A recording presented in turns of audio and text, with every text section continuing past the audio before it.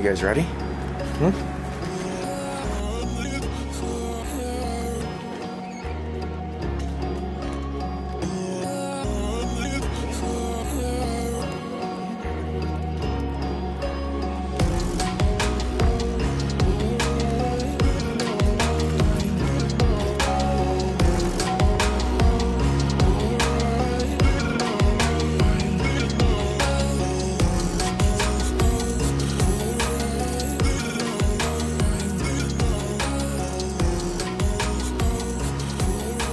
What's up, guys? Today I'm gonna make a video about how I go about taking long exposure shots.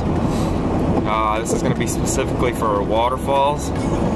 How I get the silky smooth water using a slower shutter speed. So I'm gonna go to one of my favorite local waterfalls and kind of walk through how I do that. It should be a perfect day for it. We're actually still getting some rain. We got rain last night, and it's a nice overcast day, which is perfect for it. It's my favorite day for shooting waterfalls. Conditions don't get much better than this for it. So stay tuned and I'll show you how I do that.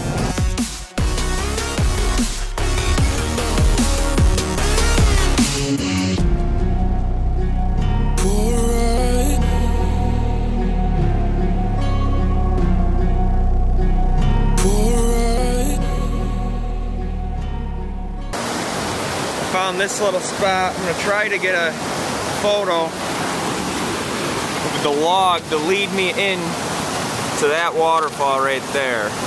So I'm gonna use this log as a leading line and get a little kind of a photo that looks like that, but with the long exposure and my dog not in it. So in order to do that, I gotta use the camera I'm filming on for the photo, so I'm gonna switch the video to this.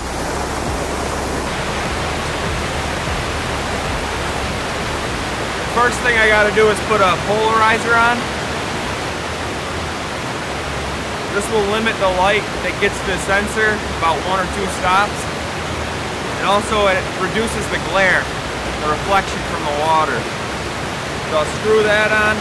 That's the first step. Second step, you're gonna want a tripod to keep your camera sturdy. So you're gonna want it on your lowest ISO setting. Most cameras are ISO 100. I've got ISO 50 on this, so I'm going to use that. And I want about a 1 to 2 second exposure. I'm going to rotate my polarizer where it's the least glare. At F9 I got a 2 second exposure. So I think that looks about good right there. I'm going to take a shot.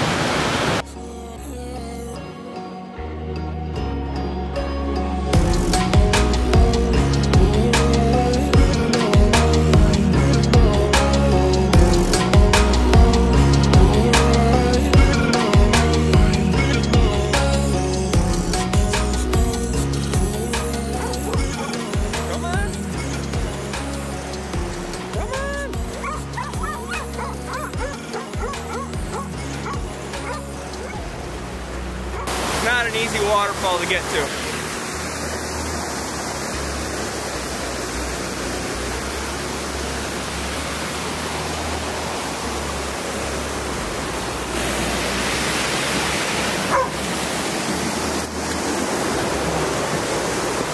We made it. Yeah, like I said, it's not the easiest waterfall to get to, especially when it's running like this, but it's worth it. Woo. A little slippery.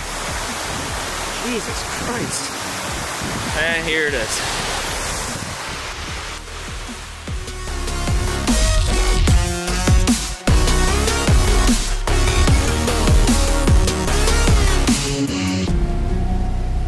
I'm gonna try to get a creative shot, maybe with the rock up close and the waterfall in the background, or something with those logs over there.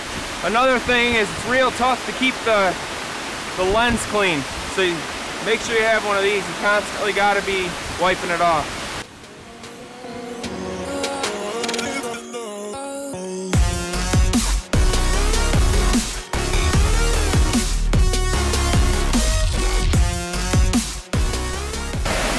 If I make it out of here without busting my ass, today will be a win.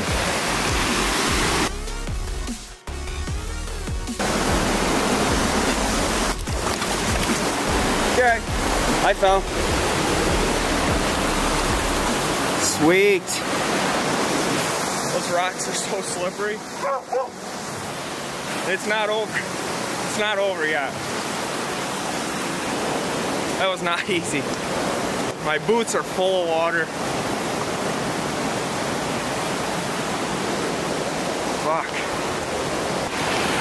Whew.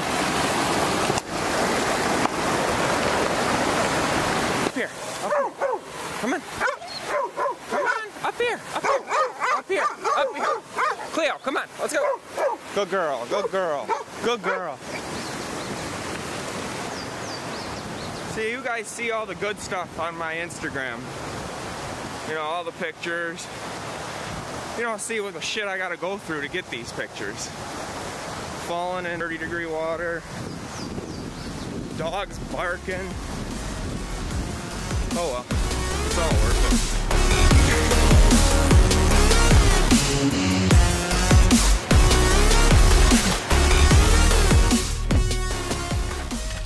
That was fun.